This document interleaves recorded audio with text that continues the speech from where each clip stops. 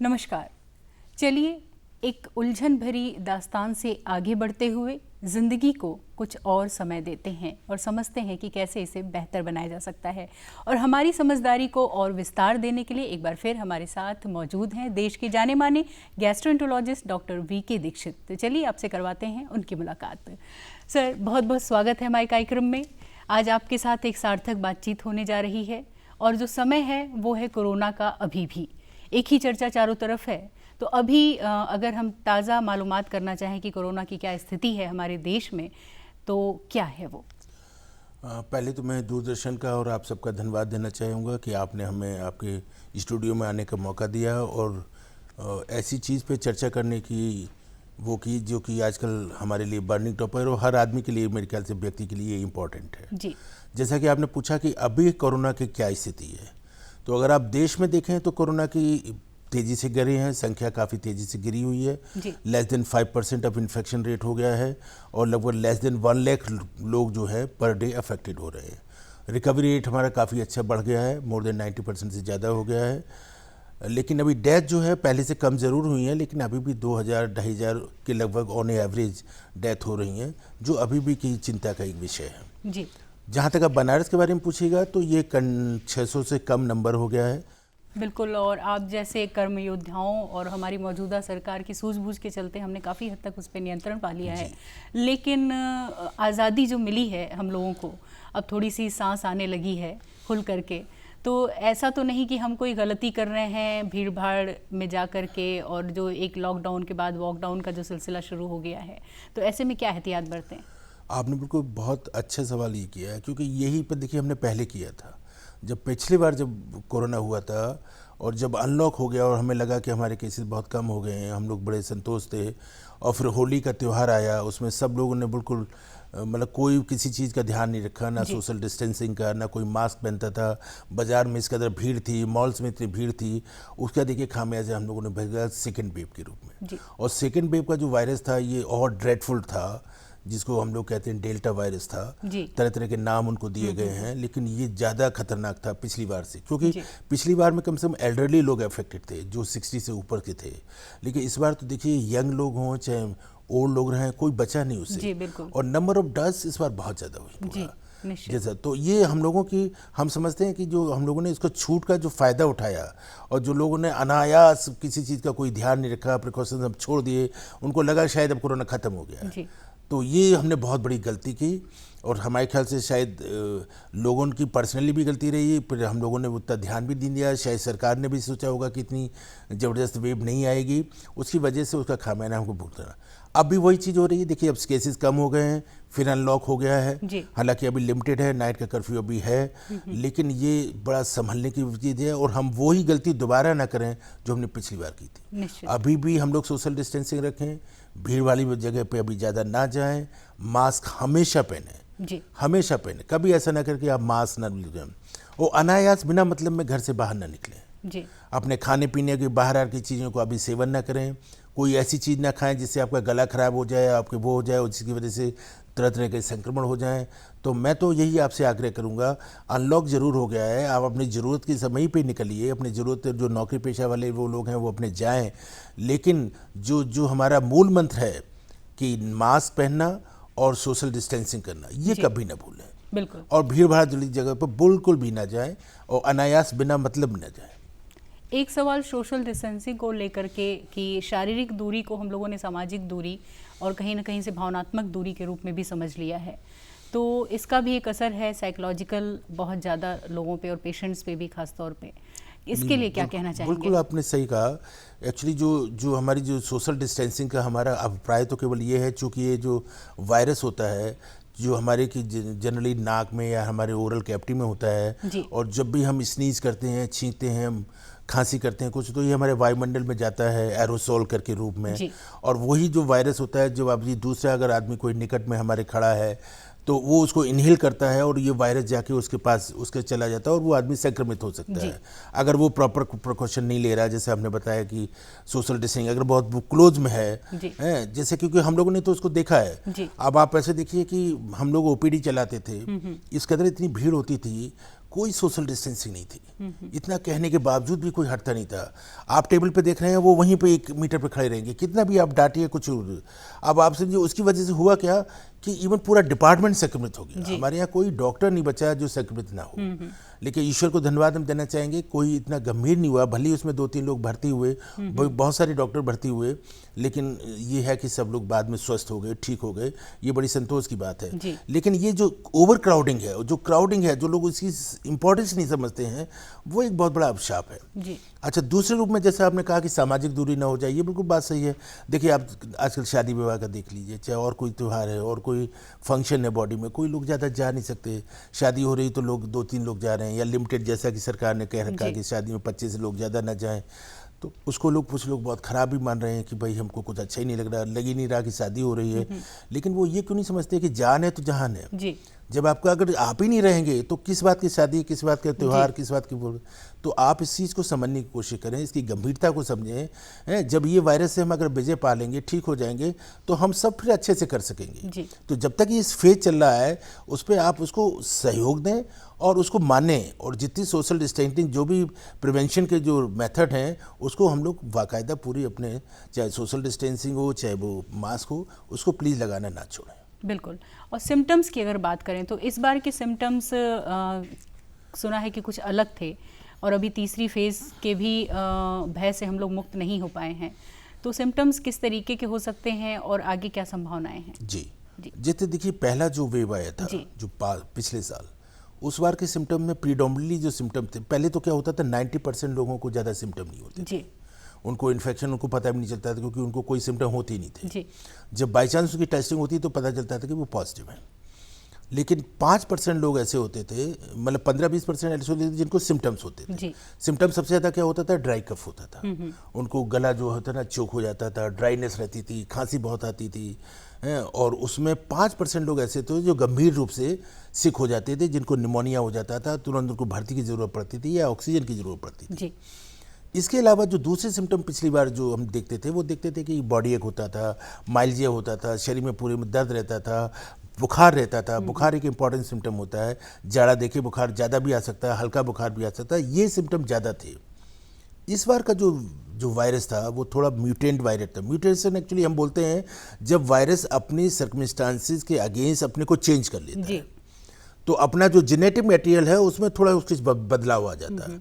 इसका मतलब कि वो थोड़ा और रेजिस्टेंस, मतलब आप जो मेथड यूज़ कर रहे हैं सैनिटाइजर के और ये सब के, वो उनसे वो बच जाता है, और वो ज़्यादा कभी कभी घातक बीमारियां कर सकता है। तो इस बार हम लोगों ने जो देखा है, ये वाला वेरिएंट, जिसको कुछ लोग डेल्टा वेरिएंट कहते हैं, कुछ लोग आंध्रा वेरिएंट कहते हैं, कुछ लोग 144,060 तरह तरह के नंबर दिए गए हैं। ब्राज़ील वेरिएंट कहते हैं कि जो ब्राज़ील से आया था, या इंग्लैंड से जो आया था, जो हमारी सेकेंड वेव है, कहते तो यही है कि वो इंग्लैंड से बाद आया था, और वो इसी से सब लोग हो गए। इनमें क्या हुआ कि इस बार जो हम लोगों ने महसूस किया कि वो तो सिम्टम थे ही थे पेशेंट को, कि पेशेंट को एक तो पेशेंट सिम्टम ज़्यादा थे इस बार पिछले के मुकाबले। दूसरा, शुरुआत तो जनरली बुखार से होती थी या खांसी से होती थी। बहुत से लोगों को निमोनिया हो जाता था, काफ़ी लोगों को। और लेकिन इसके अलावा जो दूसरे सिस्टम हैं वो इस बार ज़्यादा इफेक्टेड थे। जैसे कि डायरिया बहुत ज़्यादा लोगों को होता था, उनको लूज मोशन हो जाते थे, एक्सप्लोसिव, पेट में दर्द होता था, नोजिया होता था, वॉमिटिंग होती थी, पेट साफ नहीं होता था, पेट में दर्द होता था, ये सब चीज़ें हो गई थी। कभी कभी किसी को जॉन्डिस भी हो गई थी। उनकी अगर आप एलएफटी वगैरह कराते थे लिवर में टेस्ट ब्लड के, तो बढ़े आते थे, एचजीपीटी एचओटी। इनका इसका मतलब कि कोरोना की वजह से उनको एक तरह से हेपेटाइटिस टाइप की हो गई थी, प्रेजेंटेशन हो गया था। फिर माइल्जिया बॉडी एक बहुत ज़्यादा था, लोगों को इतनी ज़्यादा तकलीफ थी बैके आके कि लेट नहीं पाते थे, उनको हर 2-4 घंटे में पैरासिटामोल खानी पड़ती थी इसको कम करने के लिए। तो ये सब चीज़ें बहुत होती थी। तो ये जो, और दूसरे किडनी के किसी के अफेक्टेड हो गई, किडनी फेलियर हो गया, उनको रीनल फेलियर हो गया, उनको डायलिसिस करानी पड़ी, जॉन्डिस हो गई लोगों को। तो ये जो सिम्टम थे ये थोड़े इस बार ज़्यादा थे। और शायद ये जो ज़्यादा मल्टी सिस्टम इन्वॉल्वमेंट रहा, जो हमारे दूसरे डिफरेंट, जैसे कि हार्ट अटैक, कितने आपने सुना होगा कितने लोगों को हार्ट अटैक हो गया कोरोना के दौरान, सरदाना का आपने सुना ही होगा। तो ये मतलब ये था कि एक्चुअली होता क्या है कि जैसे वायरस आता है हमारे बॉडी में, जाता है और बॉडी में वो रेप्लिकेट करने लगा, मल्टीप्लाई करता है बहुत तेजी से, मल्टीप्लाई करता है। मल्टीप्लाई के अगेंस्ट जो होता है, जो हमारी बॉडी एक इन्फ्लेमेटरी रिस्पॉन्स देती है, और वो जो इन्फ्लेमेटरी रिस्पॉन्स देती है, जिसको हम लोग कीमोकाइंस बोलते हैं, वो एक्चुअली एक स्टॉर्म होता है, वो जाके एक्चुअली मैनिफेस्ट करता है, वही सिम्टम करता है जी। और वो किसी पार्ट को भी अफेक्ट कर सकते हैं। बहुत से लोगों को हार्ट अटैक हो गया, बहुत कई लोगों को मायोकार्डिटिस हो गई, किसी को प्लूरल इफ्यूजन हो गया, किसी को पेरिकार्डियल इफ्यूजन हो गया। तो मतलब देखा जाए तो कोई भी सिस्टम इससे अनूठा नहीं रहा। यहाँ तक कि लोगों को ब्रेन में इन्वॉल्वमेंट हो गया, किसी किसी को मेनिंजाइटिस भी हो गई, किसी किसी को इंसेफेलाइटिस जैसे सिम्टम्स हो गए। तो इस बार का वायरस ज़्यादा ड्रेडफुल था। उसने केवल हमारे पेटी को नहीं अफेक्टेड किया, हमारे हार्ट को किया, हमारी किडनी को किया, और जो रेस्पिरेटरी जो उसका मैन है वो तो किया ही किया, मतलब निमोनिया वगैरह तो किया ही किया।